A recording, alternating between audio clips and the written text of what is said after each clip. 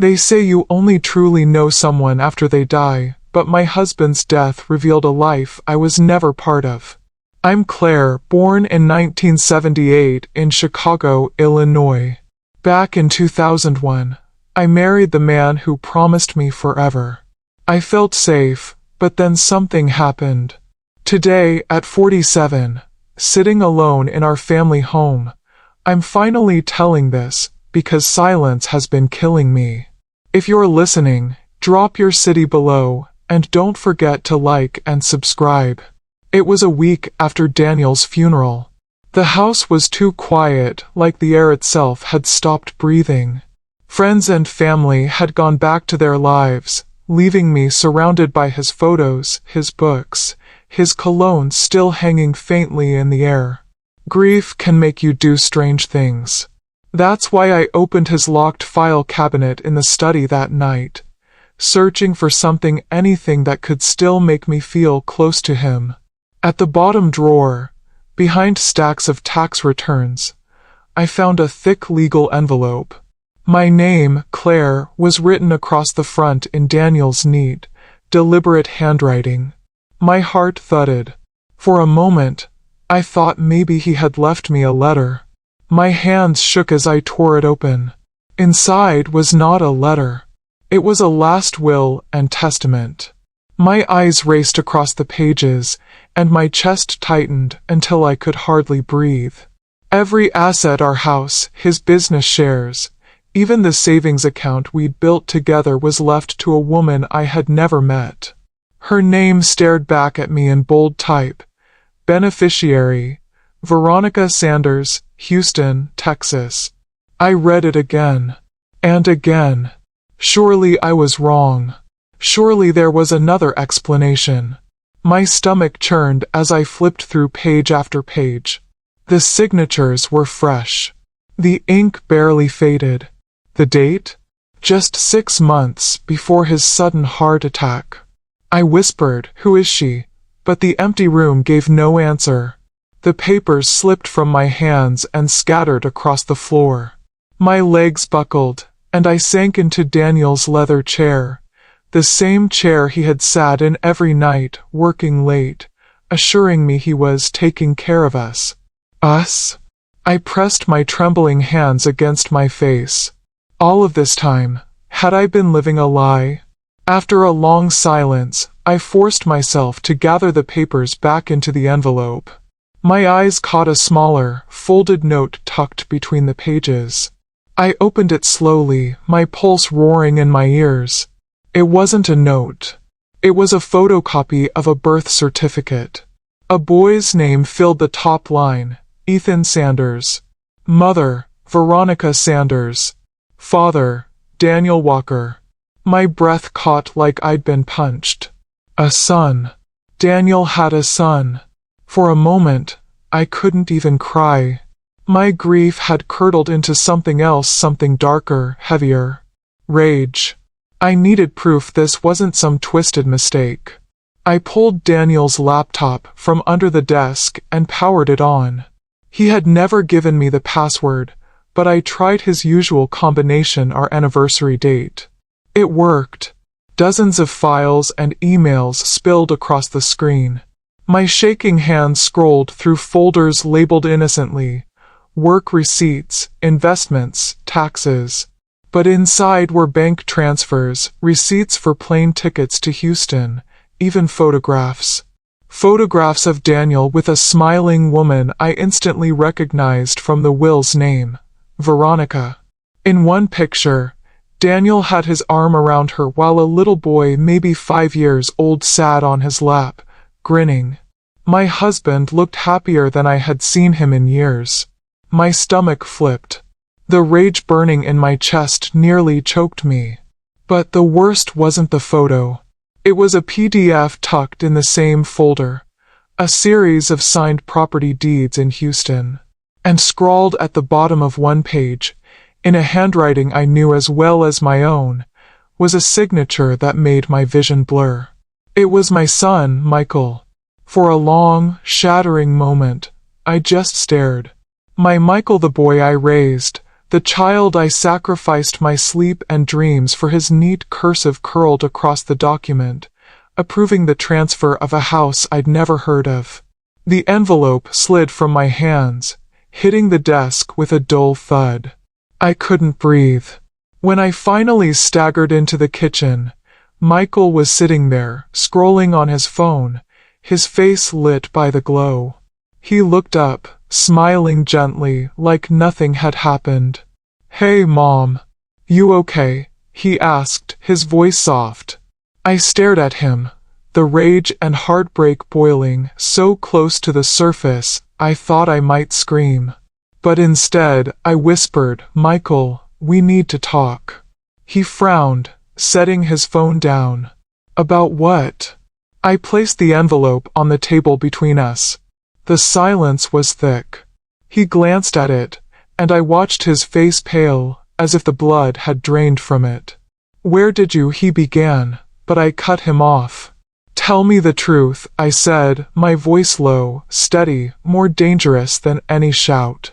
He swallowed, his Adam's apple bobbing. For a moment, I thought he might lie. Then, with a trembling sigh, he said, "I didn't want you to find out like this." My hands tightened on the edge of the table. "So it's true. All of it. You knew. You signed those papers." Tears filled his eyes. "Mom, please."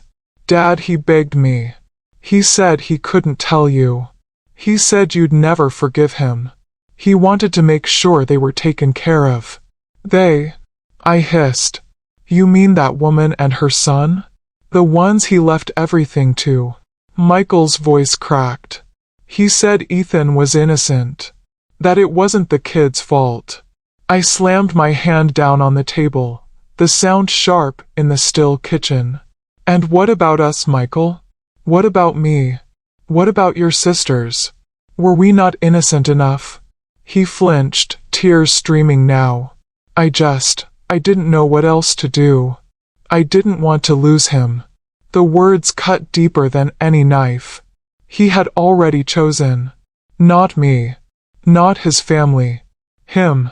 I stood, the envelope clutched in my hand. "You've already lost him, Michael." And now, my voice shook, but I forced the words out. "You might lose me too." I walked away before he could answer, my body trembling, my mind racing.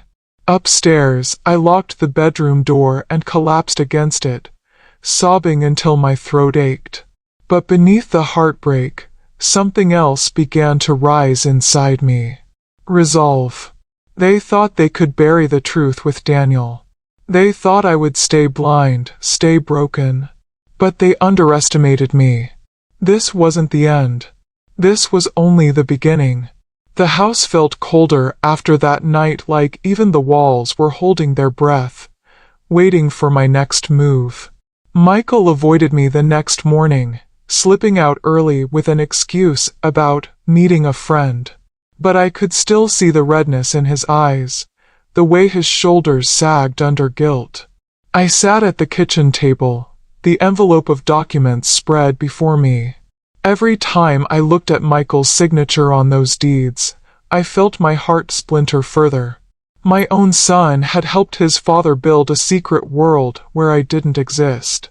By noon, I couldn't take it anymore. I drove to the lawyer's office listed at the bottom of the will. The receptionist's polite smile faded when I slid the papers across the desk. "I need answers," I said, my voice flat. The lawyer, a gray-haired man with rimless glasses, glanced through the will, his brow furrowing. "Mrs. Walker, this was all prepared legally. Notarized. Filed. Your husband was very clear about his wishes." I leaned forward, my hands shaking.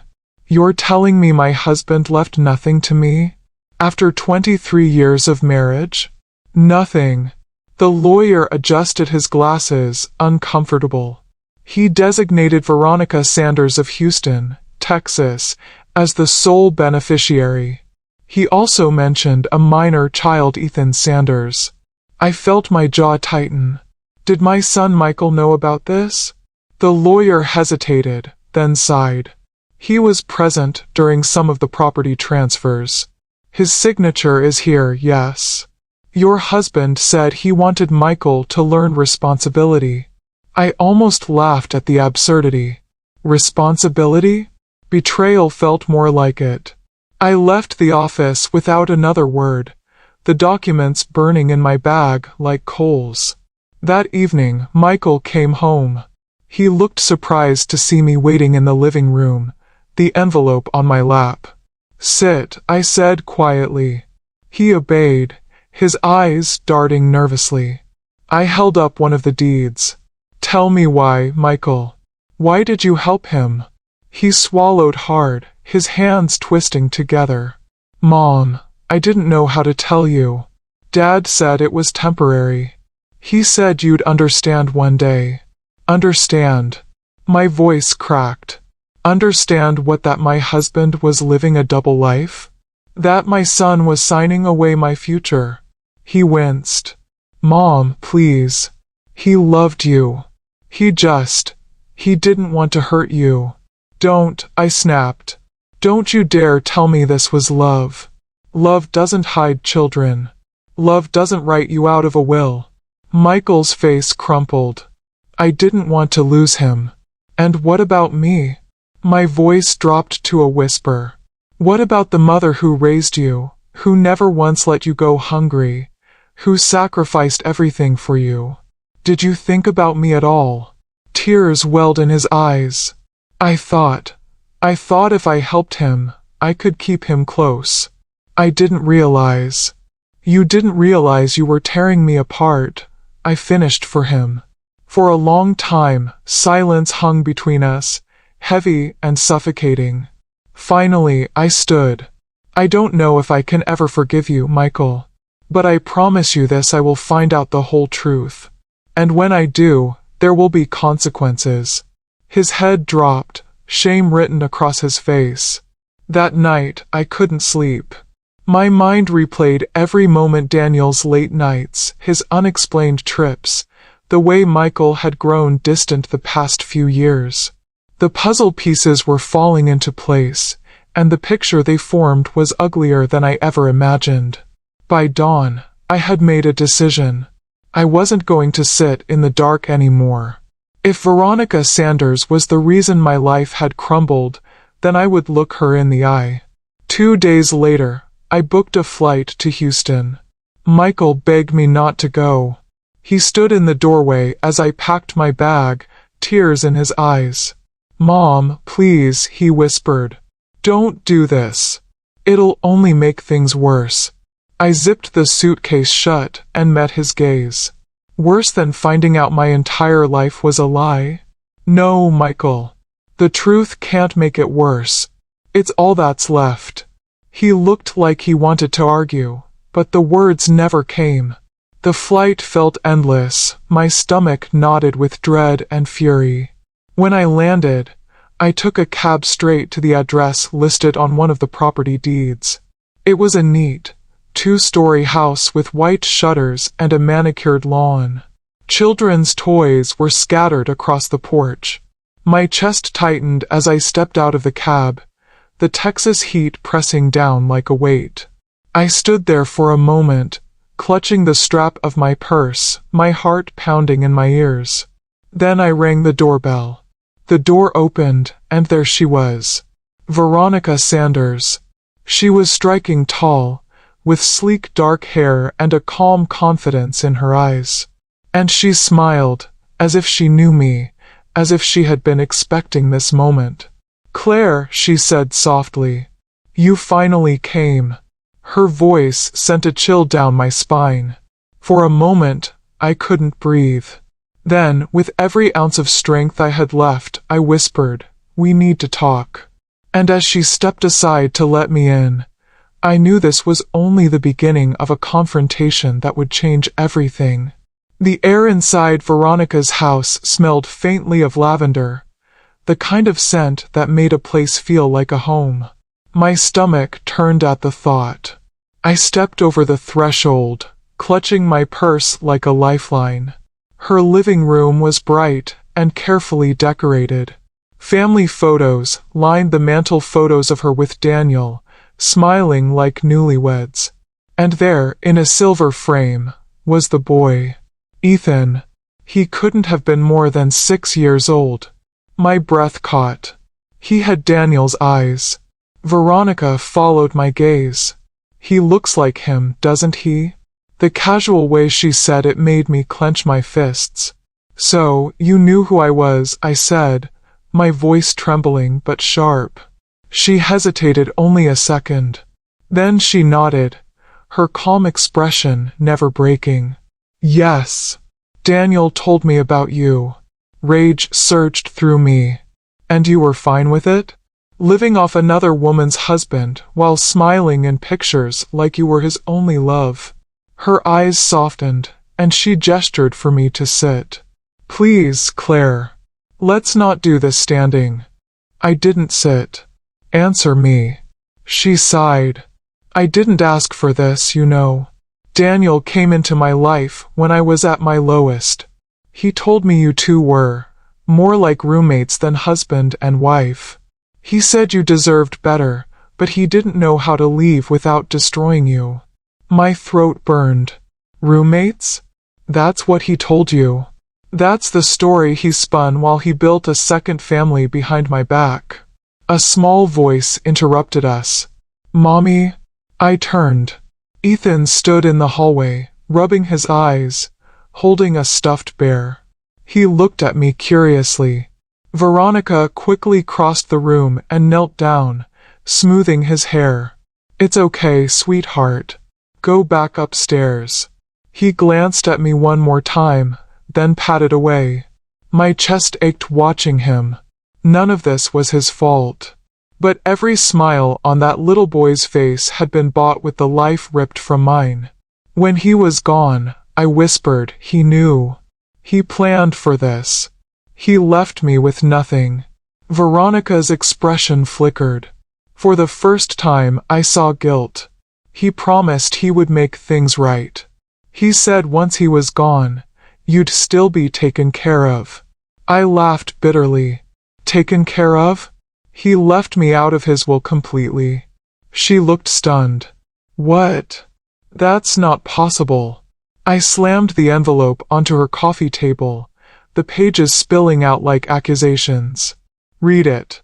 She picked them up, her hands trembling now. As her eyes scanned the text, her face paled. I didn't know he did this. He told me you'd get the Chicago house, his business shares. Everything else was for Ethan. Lies, I spat. Just like everything else. Tears welled in her eyes. Claire, you have to believe me, I never wanted to hurt you. I thought.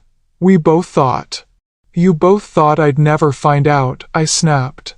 Silence hung heavy between us. Finally, she whispered, he loved you.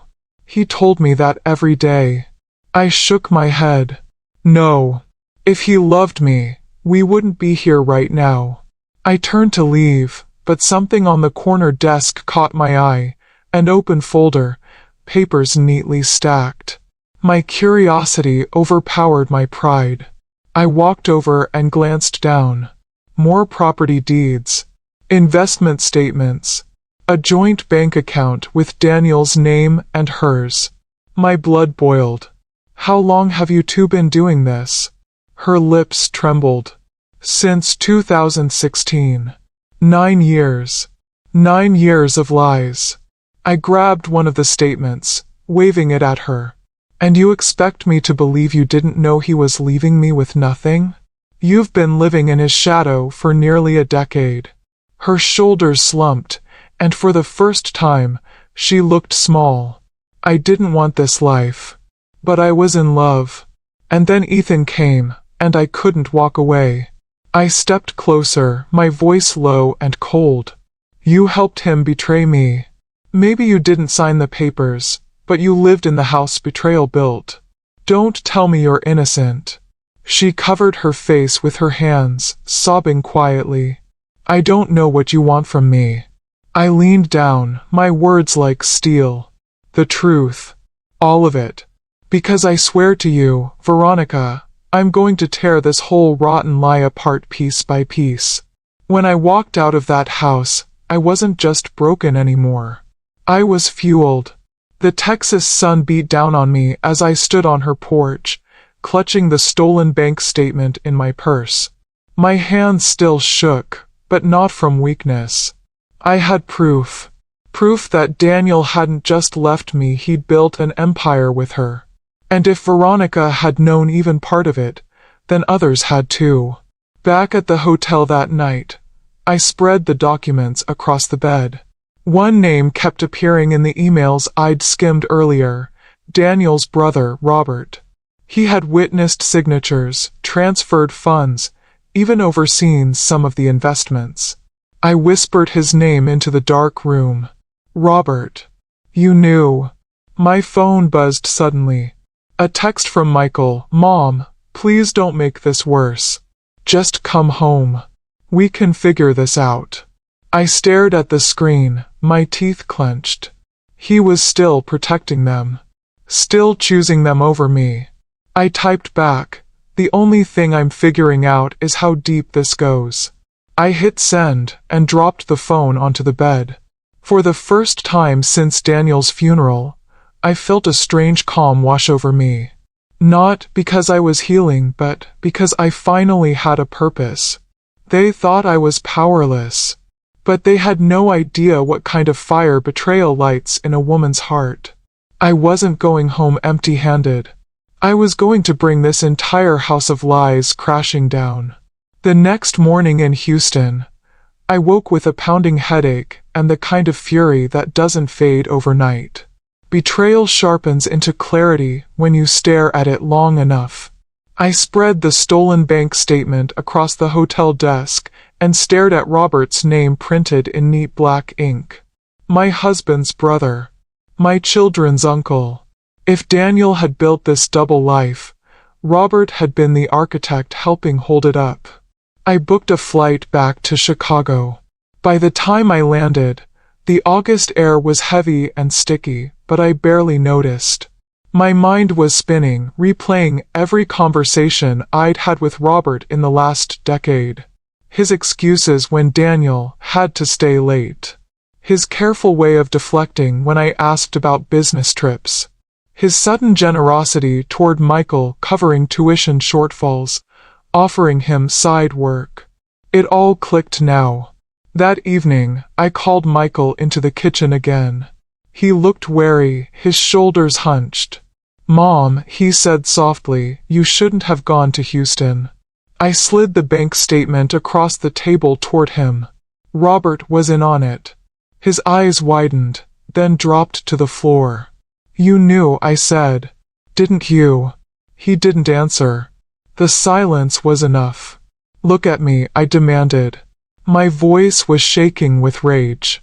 He lifted his eyes, brimming with tears. Uncle Robert. He said it was the only way. Dad needed someone he could trust. I slammed my hand on the table, the sound cracking through the room. What about me, Michael? I was his wife. He trusted everyone but me. Michael's tears fell. I didn't want to hurt you. The words were like acid.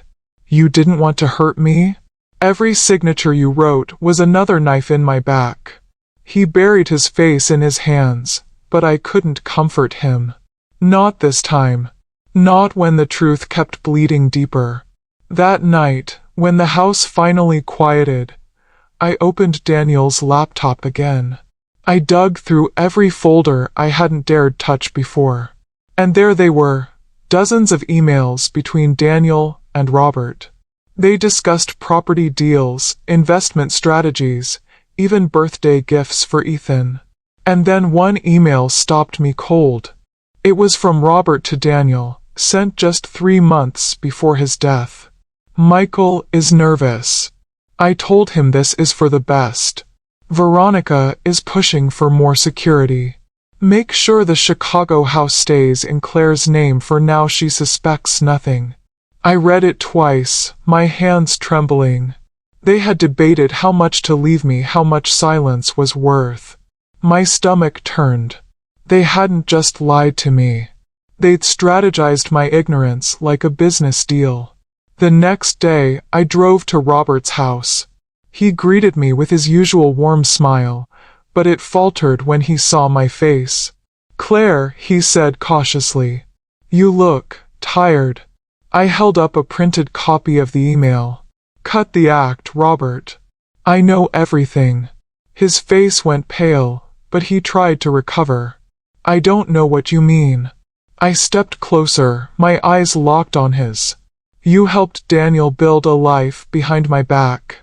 You dragged my son into it. And now you're going to tell me why." He sighed heavily, rubbing a hand over his face. "Claire, it wasn't like that. Daniel loved you. But he was terrified you'd leave if you knew the truth." "Terrified?" I spat. "So he chose betrayal instead of honesty?" Robert's voice dropped. "He wanted to protect you. And the boy, Ethan, he's innocent in all this." I shook my head, fury boiling. "Don't you dare use that excuse. Innocent or not, you all stood by while I was made into a fool." For a moment, he said nothing. Then he whispered, "It was never supposed to get this far." I leaned in, my voice low and sharp. "Well, it did. And now I have every email, every deed, every receipt. If you think I'm walking away quietly, you're wrong." Robert's eyes hardened. "What do you want, Claire?" I straightened, my heart pounding. "Justice. And you're going to help me get it." I left his house that night with a flash drive full of documents he reluctantly handed over: investments, offshore accounts, everything Daniel had kept hidden. Robert thought I'd crumble under the weight of truth, but all it did was sharpen my resolve. Over the next week, I pieced everything together. Daniel hadn't just left me out of his will.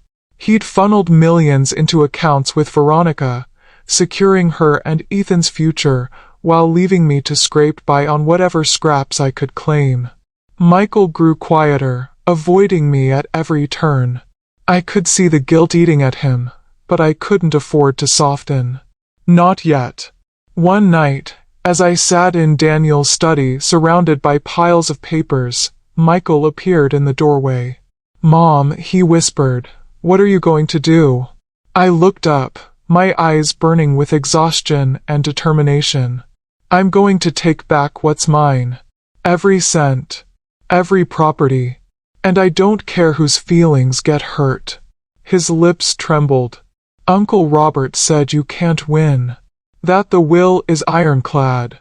I smiled grimly. "Then we'll see how ironclad it feels when the lies holding it up come crashing down."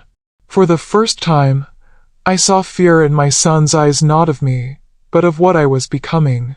The woman who had trusted too much was gone. What remained was someone who would burn Daniel's carefully built world to the ground if that's what it took. Because this wasn't just about betrayal anymore. It was about justice. And I was done waiting for someone else to give it to me. They thought I would break. They thought I'd stay the grieving widow in the corner, too weak to fight. But the moment I held that flash drive in my hand, I knew I had the power now. I didn't go to the police. Not yet. I knew the law could be slow, even blind. What I needed was strategy, proof, and the patience to use both like a blade.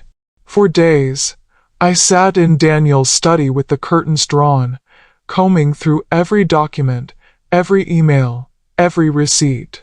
Piece by piece, the web unraveled. Offshore accounts in the Cayman Islands. A second investment firm under Veronica's name but funded by Daniel.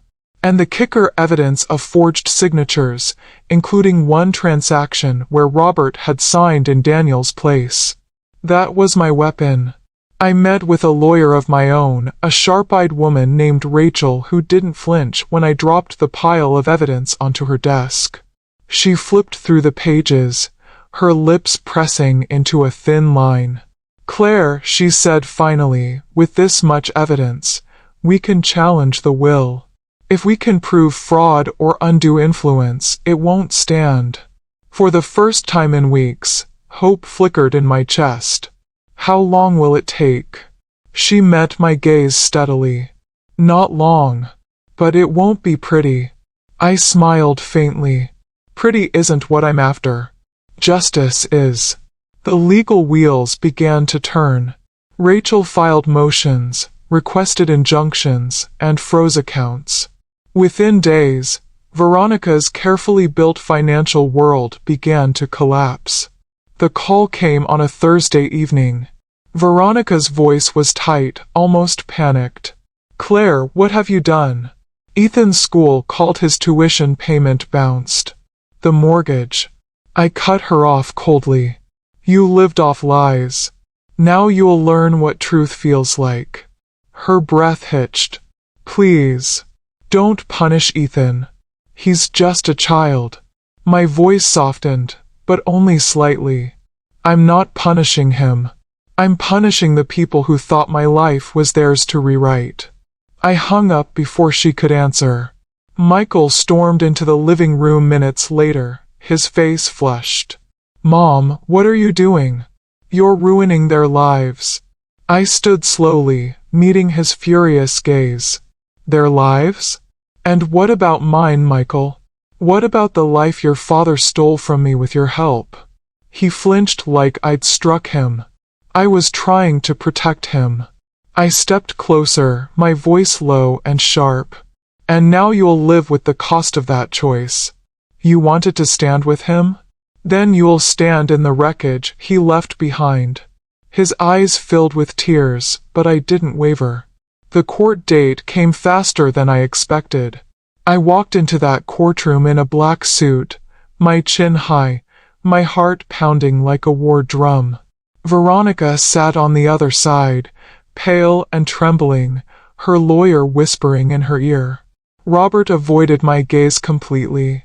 The judge reviewed the evidence with growing severity. When Rachel presented the forged signatures, Robert's face went crimson. When the offshore accounts appeared on the screen, Veronica's head dropped into her hands. The gavel came down harder than thunder. "This will is invalid. Assets revert to Mrs. Claire Walker as the legal spouse." I exhaled a breath I hadn't realized I'd been holding. Outside the courthouse, Veronica approached me, her eyes red. "Claire," she whispered, "please. Ethan. He doesn't deserve to suffer." I looked at her for a long time. My anger wanted to spit venom, but something deeper, something maternal held me steady. "I'll make sure Ethan doesn't starve," I said finally. "But don't mistake that for forgiveness." She nodded, tears spilling freely, and walked away. Robert didn't speak to me at all. He just disappeared into the crowd, his empire of lies crumbling behind him. And Michael? He stood a few feet away, watching me like I was a stranger. When we were finally alone, he whispered, "Mom, can you ever forgive me?" I studied his face, the boy I had raised, the man who had betrayed me. My heart wanted to forgive, but the scar was too fresh. "Forgiveness isn't free, Michael," I said quietly. "If you want it, you'll earn it. Every day. Starting now." He nodded, his shoulders shaking, and I knew the road ahead would be long. But at least it was a road. That night, I sat alone in the study. Daniel's photo still sat on the mantel, smiling that same smile I once trusted. I picked it up, staring into the eyes of the man who had broken me. "You thought you won," I whispered. "But in the end, I did." I set the photo face down and closed the drawer on the past. For the first time in months, the air in the house felt lighter. Because justice wasn't given to me. I had taken it back with my own hands. And no one, Daniel, Veronica, Robert, not even Michael, would ever silence me again. So if you're listening, let me ask you, if you were in my place, would you forgive, or would you fight like I did? Drop your answer below. And don't forget to like, share, and subscribe. Even the deepest betrayal can birth strength. Never doubt your worth, and never fear reclaiming the life you deserve.